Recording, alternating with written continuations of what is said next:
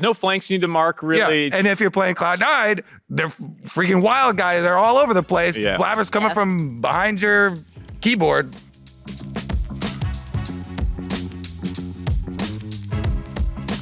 Hello and welcome to The Dive. We have Emily joining us. Woo! This is season 7, episode 10. X, whatever. Yeah. Give it to you. Yeah, I was going to go. I was thinking Degeneration X. I was going to do that. No, that's a super old. We are right off the back of our end of the first weekend of playoffs. CLGE versus EG. Evil Geniuses versus CLG just concluded. So you are going to get 100% quality. Unfiltered. Unhinged. Unprepared thoughts. Yes. Lots of pauses. Brain lag. We're still going strong, though. Thankfully, EG were able Emily's to power drinking through. beer. Emily brought a beer. I got what is this? Cranberry vodka mixed up or something. I'm a And Mark's just straight vodka. No, you're straight vodka, just in a bottle. Obviously there's a lot to talk about, but I want to take a time out before we dig into these series to talk about a little interesting thing. Last you heard from us, we were talking about week 8. There was all the pro voting, really big shakeups in the standings. And I want to call your attention to week 7.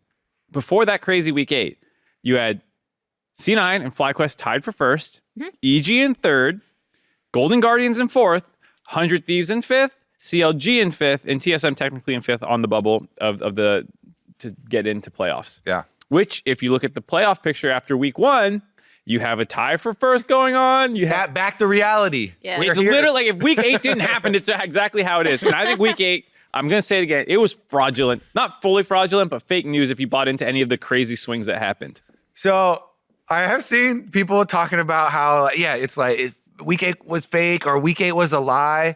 And I think it's a little bit of a misnomer. If you look a little closer, the things that we saw weren't lies. The things that we saw, the threads were there where 100 Thieves, they were on a 7-game win streak. If you evaluated that as, oh my God, they're so strong now, they're going to continue on their 7-game win streak, then yes, that'll be fraudulent. But you could already tell they're doing the exact same thing every single game. And so the threads are there to be able to pull away and talk about, I don't feel like this is going to be sustainable through playoffs. And then for the CLG 3-0, I also think that it was not a lie. That is CLG. The variance of this team, the play on this team has been that. You can have these big high highs, or you can have some of these low lows. And something they have always done is over chase into Fog of War. They did that today in the series today. Big problem for them losing this game that they had a really big lead in. They over chase into the Fog of War, chasing a tank, get knocked back in, end up snowballing. EG's able to snowball a comeback off that. So I feel like while it does feel like kind of this path down an alternate reality, the threads were there if we take the microscope to week 8 as well, even with the results looking so different. I mean, I think the largest thread you missed is that EG were playing from home the entire time, and I'm not and they were sick. Yeah, I'm not like making excuses for them in terms of did we see things in their gameplay that we had also seen in some of their near losses? Yes, because they still, and I mean, arguably today, even in their 3-0, you can look at some of their mid game, you can look at some of their team fights and be like, this is not to the standard of like what we would expect. I know it's not to their standard. They themselves have said this, but playing from home was just such a massive debuff from them. The combination of the fact that some of them actually did have COVID, and then B, the fact that this just already in the regular season, talking to them, their attitude does seem to be like, we're going to make it to playoffs. Like, we are good enough to make it to playoffs anyway. I don't even think that's a bad attitude to have. Like, I see this from certain LPL and LCK teams all the time where they'll just slam drafts that you look like, okay, this is probably a scrim draft, but you think you're so good. We're slamming it in regular season because our seasons are so long. I think that is also part of it, right? Because that lends itself to the insane variance we saw in week 8. Yeah, I mean, for the EG one, I think it was kind of cool that they replayed the interview that you did, the MVP with Jojo. And if you just look at Jojo in that webcam interview that you're doing with him, and then it snaps to him on stage and he's laughing out there he's today. Just like he's like, he has so much energy. He's bouncing around. They're joking. He's laughing. Like, the difference is, night and day as far as that. I think that's why it contributes to like the fraudulent week 8, not because like EG played 100 Thieves. If EG plays to their standard that we all think that they should play it, they probably win that series. That bumps EG into the losers bracket or to the lower bracket for playoffs based off like how seeding would have gone. EG, if they win a single game, get sole possession of third place, which is where I think a lot of people think they deserve to go. And that's where like EG's 0-3 threw the standings totally in whack and allowed teams that shouldn't have been in the upper bracket to sneak in because they just had this horrible run because they were at home and stuff like that. I'll give them the excuse. It was clear. Golden Guardians 3-0 or 0-3, excuse me, in week 8 was a surprise because there's like nothing wrong with them. They weren't playing that hard of opponent. CLG just beat them. I think it does speak to the fact that like CLG's 3-0 was also not fraudulent. I'm not saying that like every team was fraudulent, but that what should have been your third place team just evicted their standing and allowed the bracket to get kind of remade afterwards. So it's fun. It's funny how it corrected itself. Yeah, we're right back. We're right back to where we were. First round of the playoffs. Nature is healing. Yeah, exactly. We get all of this out of here. Oh, it's pretty funny. I do think, especially with the EG one, I still have a lot of reservations, especially with the bottom lane. I think someday today, coming out with a Malphite, boom, boom, game 1 and 2. He's lane is very good with it, and he had multiple ultimates onto the key backline members. They have a couple moments where they did not sync up the timing on some of these skirmishes, but for the majority, I think it was so many improvements from EG. And I had started to get worried that it wasn't going to be an anomaly and it wasn't going to be this, we can throw out so much of this data because they had to go through playing from home and being sick and all this stuff. And so that's why to this series, gave me, some level of returning to normal / Technically, it's the last one of the series from this weekend, but since it's fresh in our minds and you're talking about it already, do we just want to dive into EG CLG and then actually work backwards or like jump around? How do you want to do it? You're the bus driver right now. I'm driving the bus. You're driving. All right. Well, since you brought up EG playing anyways, let's just dive into it. EG versus CLG, 3-0 for EG. Yeah. I don't think. Do you think the series was close? Like the games themselves were close? Because there were times where CLG would win like mid to late game team fights and get control of the game, it felt like, but they didn't hold on for very long ever. To me, obviously game 3 was very close. Yeah, they should have CLG should have won that one. Yep. And then they threw it / a good comeback, multiple consecutive plays from EG to be able to come back. I also feel like I'm trying to remember. I think it was game 1. There were some moments, but there was definitely no time that was closer, than game number 3. Like that's the one where you actually were like, oh, CLG can win this one.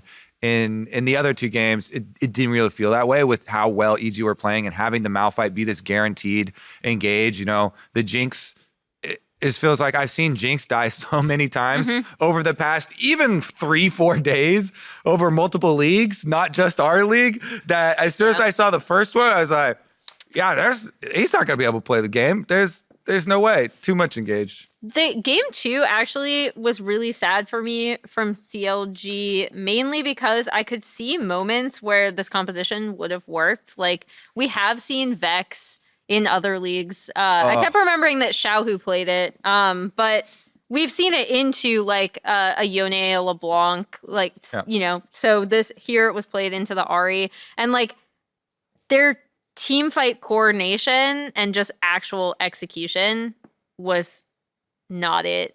And that to me is the most frustrating thing to watch, because it's like if you were able to coordinate these things, maybe that game looks a bit different. Obviously, EG still had ridiculous bot prio from the Varus Ashe, so they might have won that game anyway. But I also think a lot of it was just I really loved what EG were able to do on red side, which is a side that has not done super well in the LCS series until here. Specifically with going back to Someday and the Malphite pick, again, that's something I've seen already in other regions into stuff like the Kennen and the like a blind Cassante pick. And to have that against the Jinx into knowing what Dokla was going to play, it was cool talking to Revenge because he's like, actually, even though people would typically cite Someday as the player where you'd be like, maybe we'll call him out and see like, you're not going to play a counter pick against this, right? This is actually a really good meta for Someday to just slam in a lot of counters that he's super comfortable with. Yeah, I mean, there were so many things I was so sad for CLG because it wasn't just, okay, so bottom lane is going to be pushing because you have the Varus Ashe, but there was so much gained by Jojo burning Vex's flash 1v1 at level 4 because Vex is this burst all-in mage that can be made very vulnerable. You don't have any self-escapes. You have a little bit of self-peel that the enemy can see when you have your fear charged up and play around that as well. And so for Jojo to burn the Vex flash at level 4, you have this large window where you cannot be as aggressive as you want to be. Since your bottom lane is auto-losing, plus they have the hawk shot on your jungler, so they track your jungler, then your mid lane loses kill pressure and threat by not having flash. And then the first roam is up to the top side. And not only is it up towards the top to the tank matchup, they also don't get anything off of it. Yeah. And reveal themselves. So then your bottom lane loses even harder. And so at that point, that's why it was so painful to me. And that's why I felt like game 2 was the furthest out the window to me, because there's so many things from the early stages that EG were able to take away any offensive looks that you're trying to get going as CLG. Yeah, that game was painful. I just don't think they play well individually. Like the mistakes by Luger flying in. Luger had a really rough series. So do you think the miscommunication, sometimes you can blame the one person that's doing something different from everyone else, or do you blame everyone else for not pushing up and going on it? I would blame the one as well in this case. You're talking about game 3. Game 3, the Zeri. I think we're all thinking of the same Xayah line. pushing bot lane by. It is. Yeah. Well, it's the Zeri jumping through the blue buff wall to chase the rest of EG. Or are we thinking of a different one? I'm talking about game 3, the ending where he didn't go with the team to push mid after taking Dragon. Oh God, yeah. There were actually a lot of. It's Luger. There were a lot of Luger ones. I'll dispel the myth. It's Luger. Okay, I want to also bring up the one where he jumps through the blue buff wall on Zeri. Do you remember that one now too? Yeah. Because the rest of the team is pretty low health, and they had actually kind of gotten a favorable position out of it, going 1 for 1, and then being able to reset for Dragon. But every other member of CLG was backing off. And he cruises on through. Yeah. They get chased out for 2 more. So it's funny that we actually have 2 separate examples. Yeah. It's just something where, again, I like the draft. I thought they could have done it well if they actually were able to get a small lead, because it is a pretty volatile, like a squishy team comp that they're into, other than the Malphite. I think in general, I really like EG's drafts, though, being able to be aggressive and early game oriented. I feel like in the LCS, there's been this push and pull between teams like 100 Thieves, in particular, really driving forward this like scaling identity with Jinxes and stuff like that. Obviously, there's a lot of good scaling 80 carries, but they kind of all in on this like tank weak top side and more scaling mid-oriented things like the Zillion and stuff. Whereas here, I just love the aggressive look out of EG, even though it wasn't always super clean. I really, really, really like what they were trying to do, though I think they have a lot of things they need to do better in the next. Are there any other teams that you would group into the like 100 Thieves team? No. Because when we say, teams like this doing that, I feel like they're the only like remnant. Yeah, I was actually going through. You can see my notes here. I was going through to look. This is a small point, but just in how much they warped like our pick ban over the course of these first 4 playoff games. There was 0 Varus Prio in any 100 Thieves series. There was 0 Jace Prio in both 100 Thieves series. 0 Sejuani Prio in both 100 Thieves series. You can just go down and see like the only kind of consistent meta pick that people were constantly banning out was the Annie on red side, just because she's super strong flex pick. But like they warped the drafts of their series so hard. Yeah. That's what I was going to say, because it is the games that 100 Thieves played in, but FlyQuest and Golden Guardians at times kind of played their game. And I think what broke the straw for the we're tanging a little bit here, but like, Yeah. it was when Licorice started not playing that way that they actually started winning the series. We'll get to that one in a second. Just to round out on EG for me, I'm excited to see what they do. I have a lot of faith that they can play better here. Some of their bot lane stuff was not great. Vulcan was very critical of himself in his interview. Yeah. I think Someday I really liked. I thought he looked really good. I think Inspired looked really good. Jojo was obviously a little hit or miss still, but more hits. But way better than we've seen. Their early mid jungle is just so good. Like in terms of like where Jojo's fainting, how they can play with fog, where Inspired is in relation to his lanes. Like it was amazing to see that back in action after week 8. Yeah, I mean, I'd still obviously rather see him on LeBlanc, Ari, Silas, you know, Akali type stuff than Veigar type of champions. But this one was much better than the previous Veigar that he played. Definitely the case, yeah. Final thought for CLG. Palafox on the Jace is pretty gnarly. But the rest of the team just, I don't know what Dokla decided to just be. To me, every CLG game, I'm sorry, but I cannot I have to interrupt. Go for because it. Every CLG game, I feel like I'm announcing. I start the whole fucking game. That's gonna be bleeped. You can tell Kobe cares. I start the game having to go over some of the things that have cost CLG games, and I keep on mentioning the over chasing into Fog of War, not respecting opponent Fog of War. It's like you don't always have to have pure vision. I'm going to be clear. You don't have to have the whole map lit up. You can assume from vision that you have had to be able to track where people are going to be or high probability of where people could be, and then respect those areas. You don't have to have 100% respect because then you're just going to give up a bunch of stuff for free. But you do have to balance that and at least use some data to inform where they could be and where you should be respecting the highest value areas, the highest probability ones. I just feel like there are so many games where, whether it's the whole team or just a couple of players, over chasing into Fog of War. Am I just so focused on it being CLG? Maybe there are a lot of other teams do that also, but I feel like I have constantly repeated that, and I'm getting. I think other LCS teams do it. I think it was especially egregious for CLG specifically in Game 3 because you could see that's why you could see, and you're just coming off that, but you can see moments where, like, especially with a Jace, right? Like Palafox, super good on this pick. If you just hang back, have your setups where you're just poking from Fog of War, like shock blasts constantly softening your opponents. That's how this team can play until they want to collapse, right? So like they don't have to immediately pull the trigger.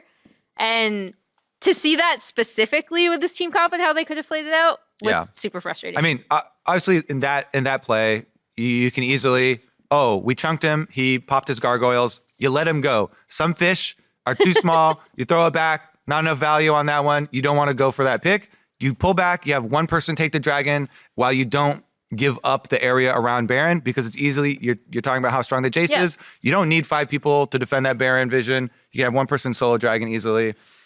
Just kind of throw that one back. But that's just, one isolated area. And I was really hoping because CLG said at the beginning of this split, like, they're really focused on improving their consistency. And so I feel like that is one area that leads to the variability where people are always wondering how can they look so good in some games and then so bad in other games. Yeah, really, really inconsistent team. I was sad to see, like I said, Dokla on just perma tank duty when the one game that they won this whole playoffs was him on Gwen. I was like, he's got carries. He's got this other identity. I don't know why. How do you feel following all the post game cams, watching Dokla's cam? Dude, Dokla was the best person to follow. Yeah. That dude was just fully... I was pulling 1080. Like, this is like a Tony Hawk pro skater. Like, how many times can you tilt him around? He was not. He's very emotive in real life, yeah. Very emotive, but also, like, if he looked that tilted, I'm like, just ask for the rockers. Like, I don't know what was upset, what was bugging him. Because I would have guessed it was like this perma weak side duty, but I don't know. Anyways, question going into the end of this, playoffs now for CLG. They're knocked out. Going into next summer, people have talked about it. Or should they make roster changes? Should they not? Would you run it again? This is back-to-back times that they've gotten fourth, and then kind of had some losses in playoffs and not really beaten the team. And they played C9. I think they beat FlyQuest or someone not great. Maybe it was Golden Guardians last summer, and then lost to TSM, and then here they lost both matchups again. So the thing with especially making roster changes between spring and summer is that it's very hard to find a super high value player that is not signed in between splits within a year. So I think your replacement value is very low unless you're able to work out some deal, some sort of, magical pickup from somewhere. Then I guess yes. But I really, especially when I look at this team, and whenever you look at anything that's got high variance, you're going to look at the top end and say, hey, stay together, make some improvements. We can fix this. We can bring up that bottom end. And if you're performing like the CLG from Super Week that, stomped on Cloud9 in a very straightforward game, then that's the goal that you're looking for. And so I don't think you have to make roster changes in order to get there. I think that's my feeling. The other small thing that I do want to point out. So for CLG, your laptop sounds like it's gonna take off actually. For CLG, I think the other thing that hopefully they remember. So obviously it's gonna depend on the team internally. This is a roster they decided to run back for this year, and the CLG members themselves have said one thing we also have been trying to work on is being really, really honest with each other in feedback sessions so we can grow and can improve.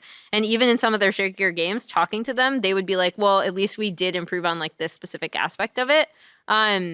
Is that they had to go through C9 and then we'll see how EG plays out. But they are looking really strong after this series as well. It could end up being that they just got incredibly unlucky and faced the two top teams, depending on how we feel about FlyQuest. So that's also something to consider.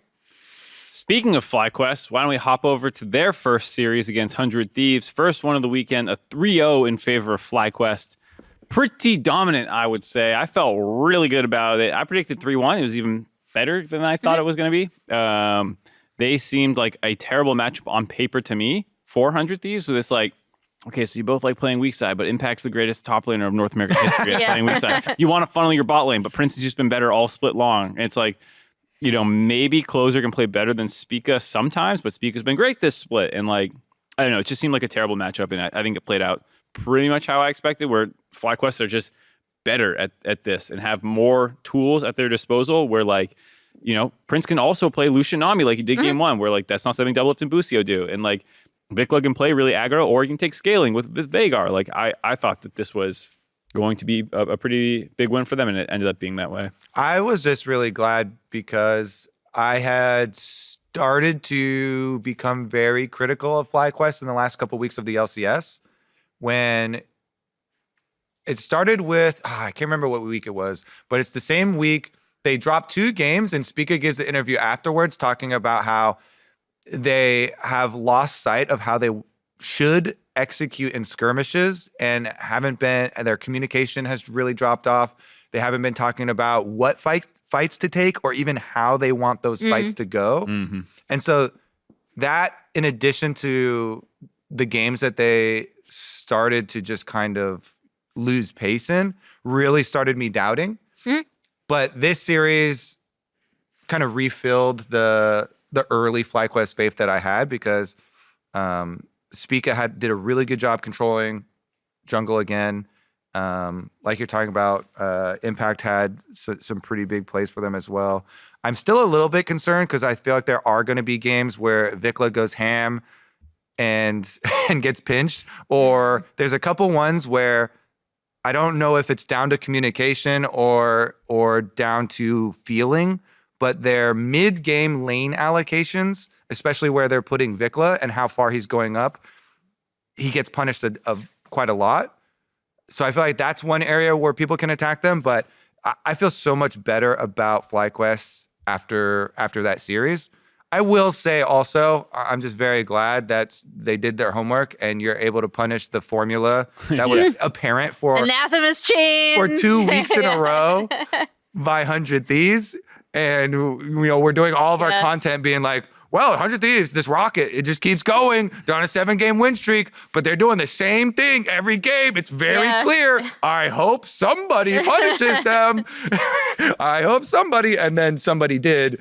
And pinch closer, build anathemas chains to target double lift. I think I'm glad you brought up the team fighting, because my issue with FlyQuest's team fighting wasn't necessarily about the skirmishing and team fighting itself in terms of their mechanics. I felt like once they got into a lot of these fights, they have players that are just so mechanically good that when they play the game together, their team fights are okay. The problem is they would be picking out, like I remember, I'm pretty sure it was against C9 and the Draven Annie, right? Where they were like already ahead and they decided to fight them at Drake anyway. And it's just like, you don't, like, with the composition you have, you don't have to do that. Like, the only way you can save this game at this point is to mitigate your losses, try to get something elsewhere.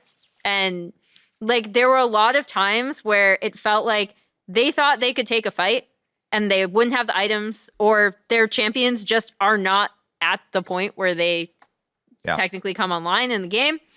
And in-game leader stuff. Yeah, they would lose. And that is, in my opinion, like even more frustrating sometimes to watch, because their their mechanical prowess is still so good. So in this 100 Thieves game, and we'll see if this continues, because it could still be a pain point against a C9 that is going to slam a lot more early game focused stuff and pretty much return to bot prio and have pushing lanes. So, you know, it could also be that, if we're fighting 100 Thieves and they are also a scaling comp, we just do better anyway. So that remains to be seen. But that's one thing I noticed, is that they seemed to be a little bit better about picking and choosing when to fight, which is super important because they are a very bloodthirsty team. Yeah, I thought the bot lane stuff was interesting, just because there's a question of Ayla or, Winston, how they're going to look. And the first game with the Nami looked really good for Ayla.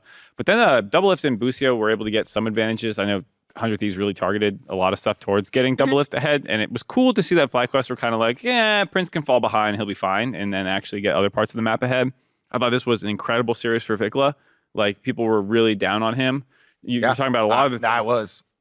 He was probably the most criticized member of the entire team, outside like maybe the Ayla Winston situation. But like Vicla, a lot of people were like, he's not an all-pro, he sucks, blah, blah, blah. I didn't even put him on my all-pro ballot, to be fair. So like, it's not like I'm making fun of myself, but like, I don't know him well. Like, he's new to the scene in general. Oh, yeah. Obviously, there's a bit of a cultural, like, language barrier that, like, he could just be Jojo, like a different kind of, like, Jojo struggles sometimes in regular season games. There's some players who struggle to take the regular season as seriously, or like, like that could be Vicla, and then crunch time comes and he's smurfing again. He's back to the 8-1 Vicla from the first round robin, and I think that gives me a lot of confidence for whenever they get this inevitable rematch, that their mid jungle looked really good, and it's more now, I guess, just the bot lane concerns kind of left up. Just as someone who is familiar with him from KT, I feel like it was best said when someone was like, he used to be a Pantheon one trick in solo queue, and they're like, he plays every champion like Pantheon. And maybe that's not always a good thing. I think the evolution, I'm saying this out of place of that is not always love. a good thing. Yeah. Saying this out of place of love. I love Vicla.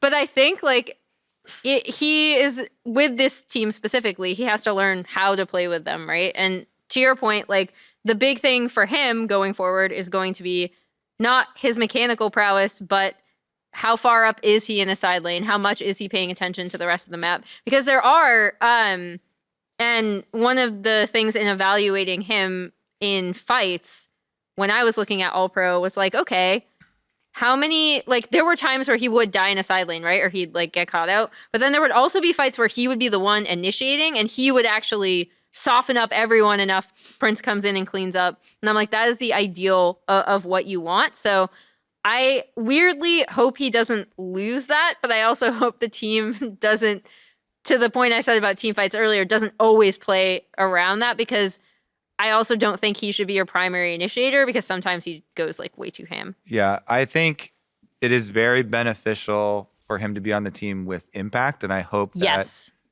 having Impact there will be able to help out both solo lanes, and how FlyQuest are able to play late game later on, because you can see the positives from him, but there are definitely a couple areas, along with what they keep talking about too, both himself as well as there was like one interview where Prince, wanted to give the Player of the Week award to Vicla so it would improve his confidence. And they're talking about, him definitely taking some of these games where he performs very poorly. And it's apparent that like you are the problem in this game, dying like multiple times in a row, having some effect on his confidence. So I really think that FlyQuest actually did a good job setting up their roster, and they should be able to, to handle things like this because there's a lot of potential here. People have even had some similar. The only criticisms of Prince have been around, not around how he plays team fights or not around his mechanics or anything, have been around how they are cleaning up minion waves towards mid game and towards late game, and again their lane allocations towards mid and towards late game.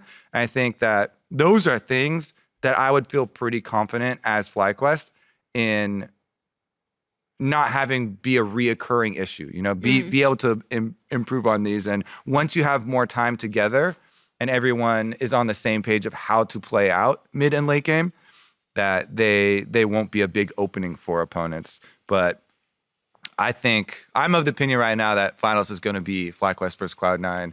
And we're going to get a preview of it, and then whoever loses is going to get right back into finals. Kobe's filling out his whole playoff bracket right now. Yeah. I definitely would fill mine out right now. All right. I think that's good for FlyQuest 100. We'll talk about 100 again in a little bit with the Golden Guardians one. But first, we're going to continue on with the upper bracket. C9 versus CLG, a 3-1 in favor of C9. This, to me, was maybe the weirdest series from this weekend, where a lot of the games were fairly close. Teams that would grab leads would then like lose them somehow around Drake fights where they had been playing them well and suddenly they don't. I thought it was a very back and forth series. It sounded like a lot of the guys from C9 after the series felt that way as well, that they were not super clean. Yeah, they were not. So when they came onto the desk, like saying they were not happy, they were still great. It was great to talk to them. They were still happy. But like, they were very funny. They were really critical of themselves. And one thing I found super interesting, kind of returning to some of the things we've said about CLG, is they were like, CLG really push us early. Like even Blabber was like, obviously I think it's like a half joke, half serious, but they were joking about how he got gapped by contracts. And like, I don't think that's true, but I do think a lot of the early game plans that CLG did have, C9 as this team that kind of, I see them as a team that really wants to play like T1, right? Where they have a lot of pushing prio lanes. They're really relying on the fact that they are just that mechanically skilled as compared to their opponents. And if you can successfully attack a team like that early, you then enter this time where it's like, okay, how do these two teams match up outside of C9 just snowballing and then winning? And I think the good thing about C9 is that their side laning was better, their team fighting was better. So like, even though they didn't have the series that they wanted, if you go back and look at those games in terms of how they're approaching fights, their setups are better. Their map and just overall macro and objective setup was significantly better, in my opinion. So they still, to me, look like the best team right now. Yeah, and I think they were giving like due credit to CLG as far as the like. I think it was the like Wukong game where like there are instances where contracts can gap the best jungler in the league. And it happens, and CLG have some of these games, like their super weak game versus Cloud9, as well, where they will gap and they will beat the number one team in the league at that time, and that's why that they are such a good team in pushing. A lot of these are like rank 1, are S tiers or whatever. Yeah, but because of the consistency, they themselves, no one's putting them up in the S tier. It's just so weird because it feels like maybe CLG is the second best. Like EG is a better early game team than CLG, but for some reason they don't feel like they always get the best of C9 that way. Because like these games, C9 actually stomped the early game of game 1, if I remember correctly, with like their triple pushing lanes of prio with like the Maokai, but then they had to win the game through a backdoor TP mid lane with Jace, as they were like losing a Drake fight. Like it got really scrappy. The game ended with like a 3,000 gold lead in their back pocket, which is not very much. Most games end with like a 10K gold lead to the winning team. Like these games were very, very messy. To Emily's point, the thing that like the fights were always very, very close. That game 1, CLG lost with a kill lead, 16 kills to 13.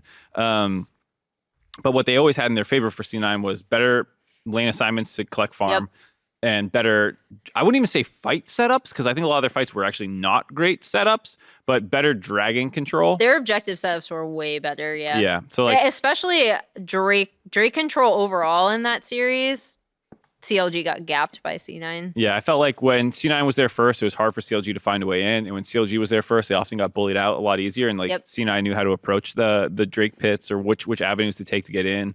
I thought that's actually maybe what mattered the most for them in this series, because the early games, like things just felt to slip through their fingers. Like, oh, we got bot lane ahead, and then they would start dying, or like, oh, we're so far ahead, and then there's a good Drake fight, and then they would get cleaned up a little bit. So it was really weird for C9. And I think that's why they didn't feel super confident. They tried like the Kennen, and they were doing the flex with the the Cassante again. And, like Fudge's Kennen looked a little rusty, maybe not able to find great angles for it. So I think there's a lot of things to improve on, and maybe they can just shake it off and be like, I don't know why CLG always messes with us, but yeah, I think they're good because good at pushing some of those points. To the point about Fudge not finding good angles in, CLG constantly had someone marking him, as well, and trying to make it tough.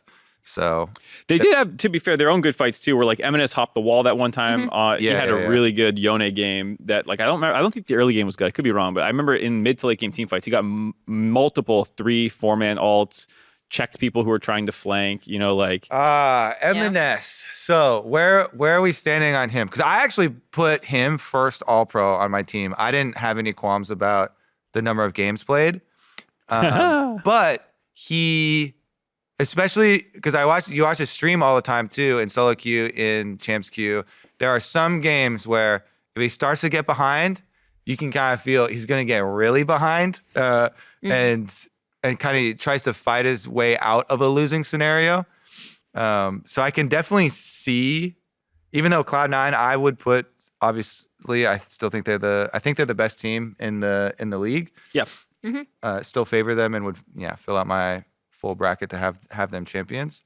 I can see, an angle where if they're able to push, if some team is able to push on them with mid jungle early, you can then force errors later on as well to be able to get wins and be able to win in an actual series. For M&S, I feel like he is a phenomenal player, and Blabber is a phenomenal player. But I don't think I've seen super strong synergy between them yet, and that's just gonna take time, I think. But like if I'm comparing it to like watching Jojo and Inspired today, right? Like those two in terms of communication, and I don't know if it's like I whenever I see them talking together, I love to joke that it's just like Inspired micromanaging Jojo, just like telling him exactly what to do. But they seem, and this comes from playing a long time together at this point, they have such really strong coordination. And I think with M&S and Blabber, that is just going to take time. But in terms of M&S, I think this actually is going to be a great meta for him, because there are a lot of assassins that are available right now that he can play. Leader played Zed in LEC. All I'm saying, they got a Zed. I'm not recommending that. Where's our? But we got LeBlanc was pretty much permabanned against him. His Syndra is she's not really assassin, but like she's sick, and she's pretty meta. Like if they're saving these picks for M&S, he can play the flex like the Jace, the Cassante. I think specifically for him, it's just shaping up to be a really, really strong meta. And then for their early game specifically, it's then about just making sure that he and Blabber are communicating and coordinating really well. I feel like their mid jungle synergy I think is fine. Doesn't seem particularly bad. I don't think it's bad. I just think like if you're looking for a difference between, basically I'm just comparing them to Jojo and Inspired, who I saw today. That's where I see the difference. I'd say the same thing about Spica and Vicla. Actually, I don't think their jungle mid synergy is as strong as Jojo and Inspired's either. I guess for me, I agree with what Kobe was saying, though, about like how M&S might be a little bit, I don't know if glass jaw is quite the right word, but like once he dies 3 times, he's like, what's the difference with 4 deaths? You know, what's the difference with 10 deaths? And like some people, they die once or twice and they ease off the gas, and he doesn't seem to do that, which sometimes can get you back into games where like, you know, the enemy team has to keep playing well to punish you, because if they're not, you will continue to do damage or farm or whatever you're doing to risk your life. But I think the bigger question is like, what happens in a series like that? Like, does he ever, you know, carry that from game to game, or does he reset every single game? This time, he did not ever really get super hard abused. The most deaths he had was the Cassante game, and even that was like fine. It was 3 deaths, and it wasn't like those all like he got chain ganked or anything like that. It was like a lot more team fight stuff. So we haven't really seen him get hard challenged, I don't think. But other than that, like I really like just their draft diversity to that point about like they're the team with the most stuff, it feels like, to whip out at any given moment, and they play the early game style. They can do all these different things. Yeah, I Carry think from any lane. Yeah, they have so much flexibility too. Like between Fudge and M&S, I think there are so many picks that the two of them can share that you can flex depending on how you want. I just think, in addition to the fact that C9 are just a really strong team of 5 incredible individual players, you then have the fact that they have a really good meta read, and I think the meta in and of itself is good for them still. Yeah. Yep. All right. Is even playing tanks. Maokai, he never left. I think that's pretty good for Cloud9 CLG. Golden Guardians. Finally, we get to talk some about the Golden Guardians. Best series of the weekend, hands down. Over 100 Thieves. I agree, and my big argument for agreeing is that I think playoffs should be a time for hero plays. That is the most fun. League of Legends is a team game, but you know, everybody really at home, you're selfish, okay? You want to live through seeing a single person make a hero play. Those are the biggest, most exciting moments in League of Legends. And for our 2 GOATs, Doublelift and Bjergsen, to get kicked out by Stixxay having a return year after fading into nothingness, the background noise of coaching, purgatory known as coaching, academy into coaching, into having a career resurgence, and then in a playoff game, jumping forward, eating forward onto him with this small second where Doublelift moves up as the thresh hook is going out. He dodges the thresh hook, jumps in onto Doublelift as the lantern is expiring, and wins the game to win the series. I love that so much. Because that's what people dream about when you're a competitor of any kind, no matter what type of sport or game or whatever you're playing. Your dreams are always about, you know, the moment that you're winning the whole thing. Yeah. This was a series that had a surprising amount of history to it that we broke down. Yeah. Like the last time that Doublelift had lost in playoffs, got knocked out, was actually at the hands of Stixxay and Huhi, back in the CLG days. The fact that, like, you know, the orgs that had stolen their players during the COVID years, 100 Thieves bought them out and then, like, broke apart with them, and Huhi went back to Golden Guardians. It was just a really cool match for that reason, that there was so much on the line. Plus, it was so back and forth. They were just trading games about who was like the pop-off 80 carry back and forth. Oh, basically. I have to say, though, I feel like Golden Guardians, they tricked themselves so hard. In the game, was it game 3 where they were the ones that took away the jinx? Oh, no, the jinx mind control. Yeah, they took it away, and they're like, you know what? We beat them while they were playing jinx already twice. Let's just take it away. That'll really screw them, right? Or no, it was only one time. That was also the one they left the Annie up, and then Busio had the blitz counter into the thresh, which I love. That was a rough draft. Yeah, I felt like they overthought it so hard. Their coaching staff, like, they got mind gamed by 100 Thieves into prioritizing it. And we're like, oh, we're going to take it away. And they're like, oh, shit, now we lost with it.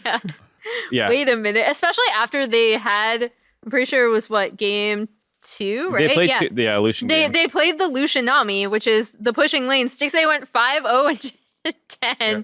Like, he had these kind of sick Nami bubbles, and then you're going to that and you're like, nope, we're slamming the jinx. I think the biggest story in draft here as well, and I think it was, I can't remember, was it you, Mark, or Jet that was talking to Licorice the other day? But basically, like, Licorice after the game was in the middle of the game. Yeah, he was actually being like, okay, the way that 100 Thieves plays, and this is not an individual slight at Tenacity, but essentially the way the 100 Thieves plays, they're not going to put him in a carry situation, right? So give me the Gwen counter pick, right? Like give me the Olaf. Yeah. And if there was one main reason why I think Golden Guardians were actually able to win that red side game, because initially they were behind, was through their side lane play and through Licorice. Yeah, I was talking to Stixxay, who it was before it came, to us, and I was like, oh, it was really weird that you guys like have been playing Jack Show Renekton, all these tanks for, Licorice, this whole split. What made you change? And it was Stixxay that told me that Licorice himself. Okay. And I really value this as a coach.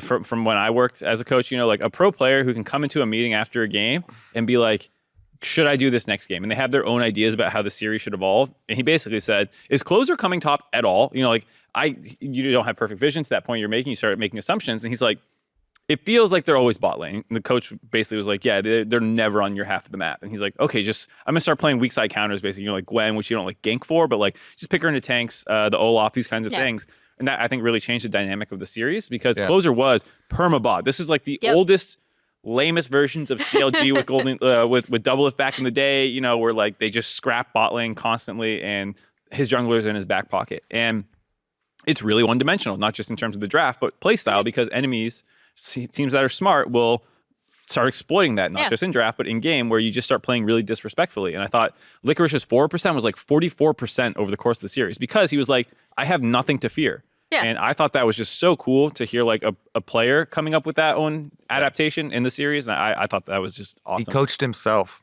Yeah. He came in. Best coach. He told the coach, yo, coach, you should tell me this. Coach, I can push up. And they're like, yes. He's like, great. Awesome. But yeah, I just really like that. I think Gory played well. Obviously, River played well. Like, it was a good team effort. I have loved the interviews that we've been getting with the three players on in the analyst show and afterwards, because another gem that we got out of that Golden Guardians one was talking to Huhi. When Huhi was dead, he inted, basically. The Blitzcrank int right before the big Stixxay play was made possible. The reason why that play looks so crazy is because Huhi just died under tower. Yeah. And Licorice wasn't at the fight either, because he's in mid trying to pressure mid, and so mid wave. Basically, it is Zeri jumping in versus like four people basically by himself. And Huhi's like, Licorice was saying, back off, I'm split pushing or whatever. And I was telling Stixxay, don't go, back off. I just died, wait out our timer. And hearing all of that, and Stixxay still was able to jump on this opportunity that was very short window of opportunity where Doublelift moves up, the lantern disappears, and he still listens to his instincts and jumps on it. Plus, it was just so cool that we had this whole feature that was really well made on the last time, this whole history of Stixxay replacing Doublelift leaving CLG, Stixxay coming in, them still winning, Stixxay trusting in himself and the origins of his career. That feature, I feel like up until this point, didn't have a really big payoff. And then we got such a massive payoff there where it was actually like a full feature film. And in the end, the hero listens to their instincts again, despite his teammates telling him to back off, jumps in, wins the game, wins the series for them. Was a pretty cool capstone. It was so funny because the first time Licorice saw that play was when he was standing with me waiting for the stage interview. And so he was just like, he was watching and he was like, oh, that's what happened. Let's fucking go, Trevor. And I was like, oh my gosh. Well, he's top laner. All he sees is kill feed at the top. Cool. I guess he killed Doublelift. It was like, the life of a top. Well, because then he did start rotating afterwards from mid, but like, Yeah, it was really cool to hear Stixxay also just be like, he was so jacked up on adrenaline, his hands were shaking. And I think that's what everyone loves about competition, is just those small windows that you see. So that was it. Yeah, Golden Guardians defeat 100 Thieves in the best of 5. They broke the blue side curse. It was a 4-0 blue side, so someone had to upset it. There you go. That does it for this weekend of games, which brings us into the next weekend. I guess, do we have anything to say about 100 Thieves? That's a very Golden Guardian focused side of it. They're out, bro. They're out, bro. That's why. I'm fine with them going to this style for a late season push to try and make some noise in playoffs. I really hope that they let Tenacity be Tenacity again next split. I'm sure he struggled with leads. I'm sure one of the reasons they stopped playing around him wasn't just that, because he got a lot of solo kills. He was very good in lane. He got advantages. Out of lane, he struggled. And I can see a world where, like, as a team, they made the choice to move away from that or something. I'm not exactly sure. But I hope into summer split with time to practice again that they try to evolve from here and not just default to this again. Yeah, I hope they try and try and become versatile as well. I will say in that endeavor, though, it's not just on Tenacity to change his play style to be able to do that with the rest of the team. When you're if you're going to empower your top laner to sometimes play counter matchups and carry matchups, it requires changes from your mid laner, from your jungle. If you even think bot lane too sometimes. a perfect example is this last one of Cloud9 versus CLG. In Cloud9's last series, they have this play on top side where I can't remember which game it was, but it's level 3, and they have a 2v2 top side that they're going to lose, but because they also have M&S up there, M&S roams up there, and the camera's up there the whole time, so you're getting drawn into this 2v2, and that's the feeling of that's that X factor of the full commitment to a carry topside, because you're like, what the hell? Fudge literally just slashed forward into lane closer to them, and then barely kites his way out on Jace, a carry champion for top lane. But because then M&S walked his ass all the way up there, it's a positive play for them. It takes adjustments from everybody. Something we haven't seen in a long time, by the way.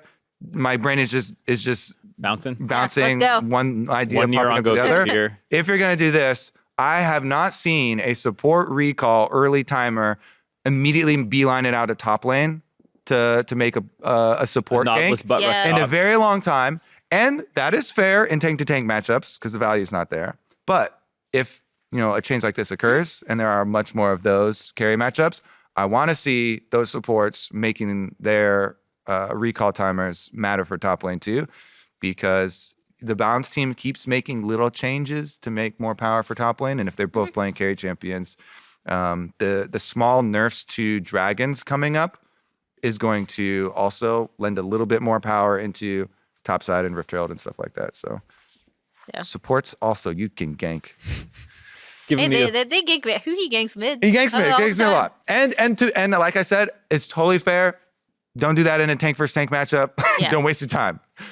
But the opportunity could be there. We'll see if anyone listens to Coach Kobe's advice this weekend, where FlyQuest and C9 are on Thursday, 2 p.m.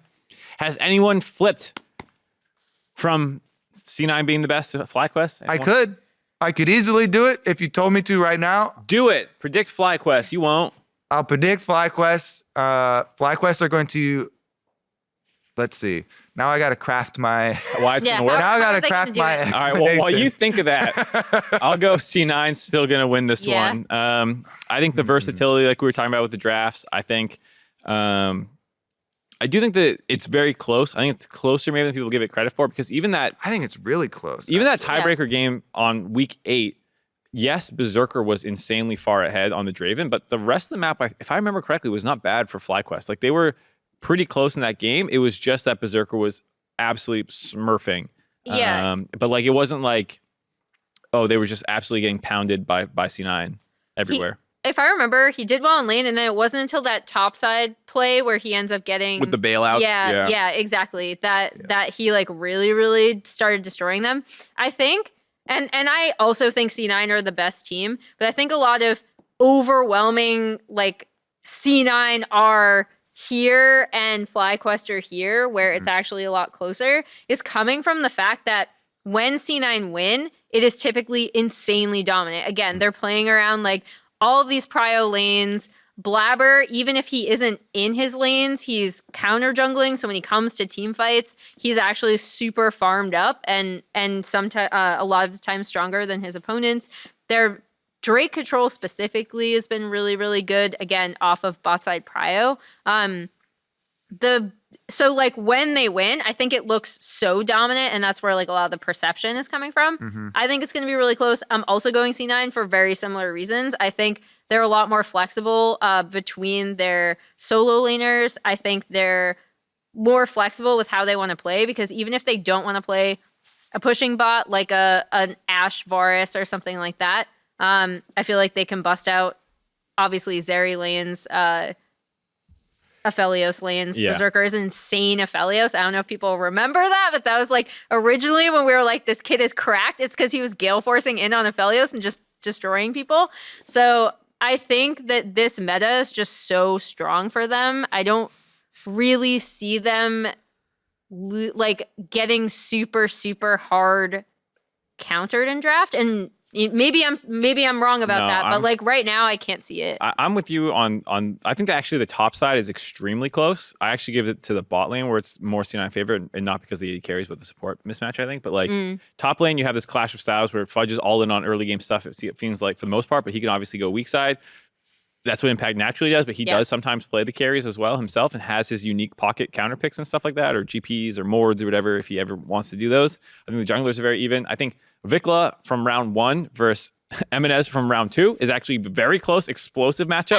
Great. I think they will trade kills all over the place, and I feel like that's the Vicla we saw in round 1. So like I think that's the Vicla that's back for playoffs. It's just that I think Sven has been really good this split. Ayla has been very hit or miss, and that's where it's going to be the biggest problem. That's something I wanted to bring up that we didn't hit on during the FlyQuest series versus 100 Thieves, is that one of the biggest W's that actually gave me more confidence back in FlyQuest was that Ayla's Nami was really insane. He had massive 3 and 4 person bubbles at different times. So the improvement there, I think, was really, really needed. Now, if that's to continue, then it's great. I don't know. I guess the worry is, how solid is that Jenga piece? Is that block that I want to build this argument off going to stay there? Because I definitely agree with you. Support has been the big kind of microscope that people have had on this team. That plus the variance in Vicla's play are probably the two big ones, because Impact, Spica, and Prince easily contest their Cloud9 opposites. I think it's more on the mid and support as far as the FlyQuest ability to fight back, because the other thing is that the team factor as far as playing out their skirmishes, calling which fights they want to fight. Versus 100 Thieves though is a bit of a soft one, because their fights are so predictable. So it's much easier for FlyQuest to look like, oh man, they solved all their communication problems. They've solved all their setup problems for team fights, because you know exactly what 100 Thieves It's a front to back team fight are every go time. for. There's no flanks you need to mark, really. And if you're playing Cloud9, they're freaking wild guys. They're all over the place. Blabber's coming from behind your keyboard, their on stage. setups are really good. So it's going to be a completely different test and setup for FlyQuest, and is really going to put the true test on them. But I was definitely happy with their first series. I think it'll come a lot down the bot lane, because Sven just plays such high priority, high aggression champions that like if you start taking bad trades, you're going to be half health under your turret the entire time, and they're probably going to start roaming down there. Just from the series versus CLG, Heimerdinger, Nami, Soraka counterpick, Renata. Like he wants prio, he wants to have playmaking if he can sneak it in too, but like it makes it just very high pressure and volatile lanes. Their whole team does, and that's why I love watching Cloud9 play, is because they will do that and then also have Fudge on a carry. Cloud9 is one of the only teams in LCS that will play completely tankless, and you'll still have confidence in them being able to play a glass cannon composition. And that can only rely on some abilities or immunities or something else to buy space or make space for them, and they don't have a traditional soaking tank, but you still have confidence in them being able to snowball and play it out. So I'm happy that we do have that in the league, and I'm happy that that's also rewarded, because that also makes for more fun League of Legends. Kobe was hoping 100 Thieves failed. He just admitted it. There we go. I think like Basically, the way to attack C9 is really difficult because I don't see I can't see FlyQuest making them super uncomfortable in draft. And then B, even if they have like a quote unquote losing draft where they're like all prio lanes, theoretically you could set up flanks behind them. I think C9 has been good enough that they have very rarely let that happen to them. And especially in a best of 5 where maybe it happens one game, but they end up taking the rest of the series. I think this is going to be an incredibly close series, but I'm giving the edge to C9. I agree. I go 3-2 probably C9 Yeah. as well. Yeah. All right. Who is joining them in Raleigh for the finals weekend? Golden Guardians or the Evil Geniuses? EG. We had a this or that slide on. Oh, you had this already? I think the slide was actually what would be the bigger surprise, bigger miracle if run. One of them won the whole thing, and both me and Kat. It has to be Golden Guardian. Well, right? yeah. Now I want to remember what the wording of the slide was because bigger surprise would be you're not choosing which team you think is better. But maybe I think the slide was who you thought was more likely to make it out of the lower bracket. Was that Well, forget the slide because the way we are going to set this up is which one, like Mark said, do you think is going to join them, is going to win? And both me and Jat chose Evil Geniuses because as cool as it was for Golden Guardians and as cool as all the stories were and the hero play of that series, it does seem like EG, after their bounce back, even though there are errors there to clean up, are more aggressive. And do I want to even say more well-rounded? I think I would leave it at more aggressive because Golden Guardians, besides their mid jungle, they haven't been as aggressive early in a couple of areas, but EG, I feel like they have. I think EG, my qualms are probably with FBI. Yeah. As a possible. Him and Vulcan had some not great lanes this series. And Vulcan self-admitted too. So yeah. I think to me, it feels like it should be easy to say EG. There are these couple things like you're talking about where like, well, Golden Guardians bot lane looked incredible, and that's where it looked a little risky. But I think Gory and River had a pretty lackluster series. It didn't feel like they were the reasons they were winning the games, whereas that's the huge reason that they won the regular season.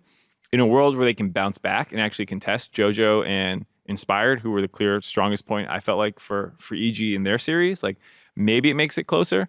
But yeah, the battle between 4-player of that series for Golden Guardians didn't have Gory or River in it at all. It was Stixxay and Licorice, and rightfully so, because Stixxay had to play to literally win the series, and Licorice had the big change. I'm really hot on Gory. I think Gory's really good. I think only his Galio game, though, was one that I was like, yeah, he's doing great, even though they won 3 games. I completely agree. So yeah, I'm a little worried about their mid jungle against EGs when EG just looks so good today. And it's not like Closer and Bjergsen were like some... But honestly, right now, if we did those lane by lane power rankings, I would put Golden Guardians bottom lane advantage.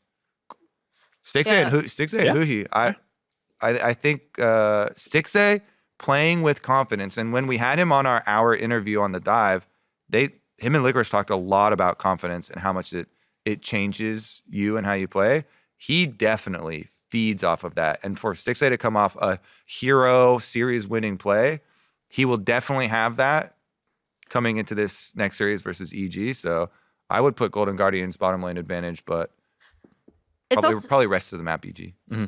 It's also super interesting looking at the last time they played, only because you can kind of only look at one game, because their first game they played was in week 1 when Young was subbing in. Yeah. And so the next time they played, it was the River Sejuani Gory Yone game, and Stixxay like popped off on Zeri. And I think this is super interesting because I'm repeating the word interesting 1,000,000,001 times. Sorry, my brain is fried. The most interesting matchup for me here is the 2 mid jungles, because I think River and Gory have had excellent synergy together, and River himself has just performed really well throughout the split. I think inspired, as we saw today, he is still one of the best junglers in the league. And so seeing these two go up against each other with Gory and Jojo Pyun as their mid laners is super, super interesting. Like, I really want to see what these drafts are going to be. I want to see if they slam stuff with, like, you know, CC to try to just really attack mid. And in that case, Huhi is probably also coming mid. Like, the bot lane thing is also super interesting because in terms of Stixxay and Huhi together, I think one thing that Huhi has been consistently good at that you didn't even necessarily see in the 100 Thieves series all that much, but when he feels like Stixxay is comfortable in a 1v2, he always goes mid, right? Like, he recalls, he goes mid. And that's an interesting wrench to throw in there because I think Vulcan is excellent at A, initiating roams, and B, matching roams, but he hasn't done much of it at all this year. So I don't know. It's a super interesting matchup. I'm still kind of heavily EG favored, but yeah, I think if the mid lane for EG or GG looked good, I think it's a little closer. Licorice stepped up, made me a little bit more confident because I thought everyone had been bagging on Licorice a little bit off in his role in GG, but he looked good this series. Other than that, I think like it's only really bot lane that is potentially Golden Guardian's favorite. To your point, the rest is EG favorite. So I'm pretty hot on EG as well. I think it's a 3-1 down the line.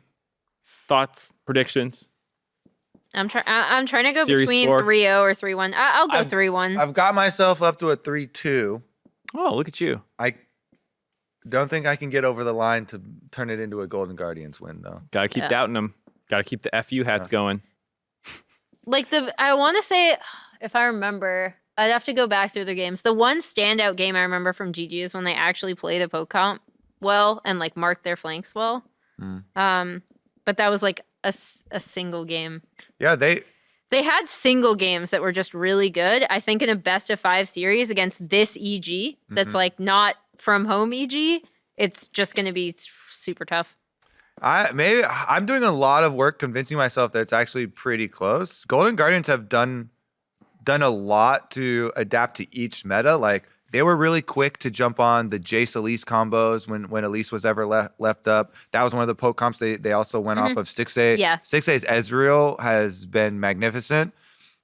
So I'm pretty close. If you don't flip in the next 5 seconds, I'm reading this outro. Okay, 5, 4, 3. That'll wrap it up for us now. And remember, if you're watching on YouTube, hit that subscribe button, ding the bell so you don't miss an episode of The Dive. Thank you all for those of you who participated in the Dive LOL giveaway. Winners will be announced next weekend. Next weekend, we'll also be doing the Divies, assuming Azale is back. He should be recovered from his little nose surgery, and so we'll hopefully get through that. Other than that, LCS Playoffs continues this Thursday as FlyQuest face off against Cloud9, 2 p.m. Pacific, 5 p.m. Eastern. See you then.